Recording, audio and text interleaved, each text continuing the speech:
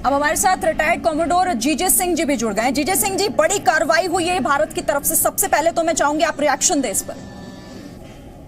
मैं कहूंगा ये एक हिस्टोरिक स्टेप लिया गया है हमारे गवर्नमेंट में, क्योंकि 71 वॉर के बाद, जो युद्ध हुआ 71 के बाद, पहली दफा हमने एयरफोर्स को यूज किया है, और वो भी एक बहुत इफेक्टिव कारगर तरीके से किया गया है। 10 मिराज 2000 यूज किए गए हैं, जो कि जहाज बहुत ही प्रिसीजन इक्विपमेंट जो है हमारे पास, जो स्मार्ट बम हैं, जो उनके डिलीवरी सिस्टम हैं जो इसके अंदर लगे हुए हैं, उसके साथ एक बहुत वेल कोऑर्डिनेटेड अटैक किया गया है बालाकोट के अंदर।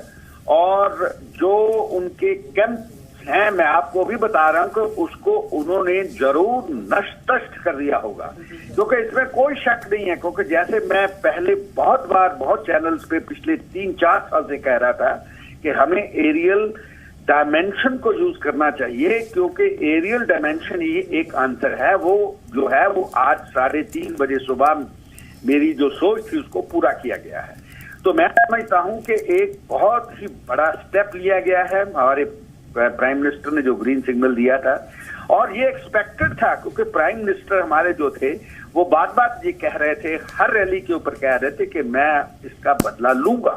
तो ये बदला जो लिया गया है, ये एक डीप, जिसे हम कहते हैं penetration surgical strike, aerial surgical strike है, डीप इन पाकिस्तान। ये पहले की तरह नहीं है जैसे कि हम उसके नजदीक जाके, उसके अंदर जाके उसको 3-4 किलोमीटर एक शैलो स्ट्राइक किया था। पहले सर्जिकल स्ट्राइक जो किया था वो लैंड बेस्ड था सिर्फ। आप कह रहे हैं कि पहले की तरह नहीं है। मैं अपने दर्शकों के लिए जरा समझना चाहूंगा कि उरी की घटना के बाद जो सर्जिकल स्ट्राइक हुई थी और मिराज 2000 का इस्तेमाल करके इस बार जो स्ट्राइक हुई है, ये किस तरह से ऑपरेशन अंजाम दिए जाते हैं, और पहले की सर्जिकल स्ट्राइक और इस बार में किस तरह का फर्क है ऑपरेशन में?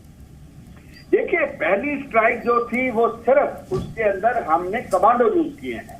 उसके अंदर हमने कोई भी एयर एलिमेंट जो है, हवाई जो डायमेंशन है जिसे हम कहते हैं, उसको यूज नहीं किया गया है। वो सिर्फ एक लैंड बेस्ड 3-4 किलोमीटर अंदर जाके उनके लॉन्चिंग पैड्स को हमने नष्ट करके हमारी फौजें वापस आ गई। मगर ये एक ऐसा अटैक किया है हमने जो डीप है। सबसे पहले उसके अंदर जाके उसके एक बड़े टेरर कैंप को हमारे 10 जो मिराज 2000 ने किया है, उसके अंदर जैसे पहले इतनी क्षमता नहीं थी, अभी 1000 किलोग्राम के जो 10 जहाजों ने वहां पे बमबारी कर दी है। ये छोटी बात नहीं है, ये बमबारी की बात है। और दूसरे जिसे कहते हैं कि ये लेजर गाइडेड हैं। लेजर गाइडेड होने से मतलब ये है कि जो उनके ठिकाने हैं उनके ऊपर सीधे निशाने पे लगे हैं।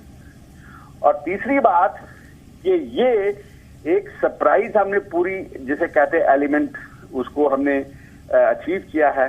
क्योंकि ऐसी स्ट्राइक करना तो वो जैसे इजराइल करता है, दुनिया को एक हैरान कर देता है। ये हैरान करने वाली ऐतिहासिक स्ट्राइक है। इसको मैं छोटा मोटा नहीं मानता। जीजे सिंह साहब, कितनी एक्यूरेसी, कितने प्रिसीजन के साथ मिराज 2000 काम करता है? जैसा कि आप बता रहे हैं, लेजर गाइडेड होता है। कितनी दूर से ये अपने निशाने पर बम दाग सकता है, उसे तहस नहस कर सकता है, और जब इसके जरिए जो बम गिराए जाते हैं, कितना बड़ा नुकसान, कितने बड़े एरिया में इससे नुकसान हो सकता है? देखिए, पहली बात यह है कि इसके अंदर जो सिस्टम लगा हुआ है वो गाइडेड ग्लाइड स्मार्ट बॉम्ब्स जिसे हम कहते हैं, मतलब कि वो थोड़ी दूरी से छोड़ दिए जाते हैं। वो ग्लाइड करके अपने निशाने के ऊपर, उसके अंदर ऐसी टेक्नोलॉजी के साथ बनाया होता है कि जो उसके अंदर ठिकानों के इमेजेस फीड किए होते हैं वो एक्टिवेट हो जाते हैं और जाके बिल्कुल एक्यूरेटली, उसकी एक्यूरेसी आप कह सकते हैं 2 या 3 मीटर, अगर 2-3 मीटर कोई ज्यादा डिस्टेंस नहीं होता, उसके अंदर जाके लगते हैं। अभी कितने बम गिराए हैं? अगर 10 जहाज गए हैं हमारे और 10 ने वहां पे अटैक किया होगा, तो मेरा ये मानना है कि वो पूरा जो उनका कैंप है वो कंप्लीटली तहस नहस हो चुका होगा। कम से कम 3-4 किलोमीटर में जो भी फैला होगा, अभी मुझे मालूम नहीं बालाकोट कितना बड़ा है, उसकी क्या डायमेंशन है, मगर मैं आपको ये पूरा विश्वास दिला सकता हूं कि उसके अंदर कुछ नहीं बचा होगा, बहुत भारी कैजुअलिटी होगी, बहुत भारा उनका जो एमुनेशन, उनकी जो असला ठीक है होगा, सर, उसको तहरीर ठीक है किया जीजे सिंह होगा। जी, मैं आऊंगी आपके पास। रविंद्र कुमार हमारे संवाददाता और ज्यादा डिटेल्स के साथ हमारे साथ जुड़ गए। रविंद्र, बड़ी कार्रवाई भारत की तरफ से, कोई नई जानकारी आपके पास? देखिए, जो हमें जानकारी मिल रही है सूत्रों के अनुसार ये कंफर्म है। हालांकि पाकिस्तानी मीडिया ने और पाकिस्तान सरकार ने खुद ही इसे कंफर्म किया है, वीडियो जारी किया है। पहले वो डिनाइल मोड में रहता था, लेकिन इस बार उसने खुद ही कहा है कि भारत ने उसके ऊपर हमला किया। लेकिन एक बात जरूर ध्यान रखना होगा कि जो भी अटैक हुआ है वायुसेना द्वारा, वो आतंकवादी ठिकाने पर हुआ है और किसी जगह पर नहीं हुआ है। और जो हमें सोर्सेज से जानकारी मिल रही है, इसमें आतंकवादी ठिकाने नष्ट भी हुए हैं और 200 से ज्यादा आतंकवादियों को मौत के घाट भी उतारा गया है। तो ये बड़ी एक कार्रवाई हुई है भारतीय वायुसेना द्वारा, आर्मी द्वारा, सरकार द्वारा हुई है।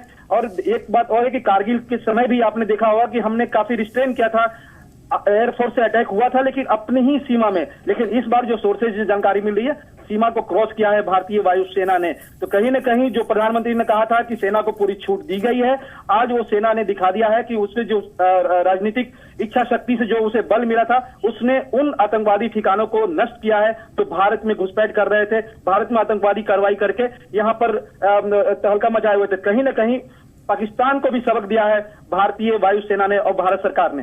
रविंद्र, पिछली बार उरी की घटना के बाद जो सर्जिकल स्ट्राइक थी और इस बार के ऑपरेशन में फर्क यह है कि पिछली बार तो पाकिस्तान ने माना ही नहीं था, इस बार तो पाकिस्तान की सेना के प्रवक्ता मेजर जनरल आसिफ गफूर ने यह स्वीकार ही कर लिया ट्वीट करके कि भारतीय वायुसेना ने एलओसी को पार किया है। यह अपने आप में काफी बड़ा स्टेटमेंट है, बयान है, जो बताता है कि भारतीय वायुसेना ने वहां पर कार्रवाई की है। अब इंतजार तो बस सेना की तरफ से प्रेस कॉन्फ्रेंस का है। बिल्कुल बिल्कुल। देखिए, कारगिल के समय हो या फिर सर्जिकल स्ट्राइक, जिसे आपने कहा, सर्जिकल स्ट्राइक के समय पाकिस्तान ने डिनाई किया था, लेकिन भारत ने पूरा सबूत दिखाया, हमने आपने सबने दिखाया और पूरा देश जाना कि हाँ सर्जिकल स्ट्राइक हुआ है पाकिस्तान के डिनाइल के बावजूद। लेकिन उसी से सबक लेते हुए, क्योंकि पाकिस्तान को भी पता है कि भारतीय वायुसेना ने अगर अटैक किया है वहां पर और भारी तबाही मचाई है, इसका उसके पास सबूत भी होगा, पूरा दुनिया को दिखाएगा, भारत में दिखाया जाएगा। इसलिए उसने पहले ही स्वीकार कर लिया कि हाँ भारतीय वायुसेना ने एलओसी क्रॉस करके हमारे ठिकाने पर आक्रमण किया है। लेकिन सबसे बड़ी बात है, बार बार ये देश को भी जानना चाहिए कि और इंटरनेशनल बिरादरी को भी, कि भारतीय वायुसेना ने सिर्फ और सिर्फ आतंकवादी ठिकाने पर ही हमला किया है और किसी जगह नहीं किया, न सिविलियन पर न वहां के आर्मी पर। तो कहीं ना कहीं ये कैजुअलिटी भी हुई है तो केवल आतंकवादियों को हुई है, जो हमें जानकारी मिल रही 200 से ज्यादा कैजुअलिटी हुई है आतंकवादियों की। तो ये सिर्फ और सिर्फ आतंकवादी ठिकाने पर ही हमला किया गया है। जैसा कि अमेरिका हो, इजराइल हो, दूसरे देश करते हैं, वही भारत ने अपनी सीमा को सुरक्षित रखने के लिए, अपने देश के नागरिकों को सुरक्षित रखने के लिए और पाकिस्तान के जो आतंकवादी हैं उनको मुंहतोड़ जवाब देने के लिए ये कार्रवाई की है। सिर्फ और सिर्फ आतंकवादी ठिकानों पर ही हमला किया गया है। ये बड़ी बात बता रहे हैं आप रविंद्र। दर्शकों को भी एक बार फिर से बता देते हैं कि जो कार्रवाई की है मिराज 2000 ने पीओके के बालाकोट में, वो सिर्फ उन ठिकानों पर की गई है जहां पर आतंकियों ने डेरा जमाया हुआ था।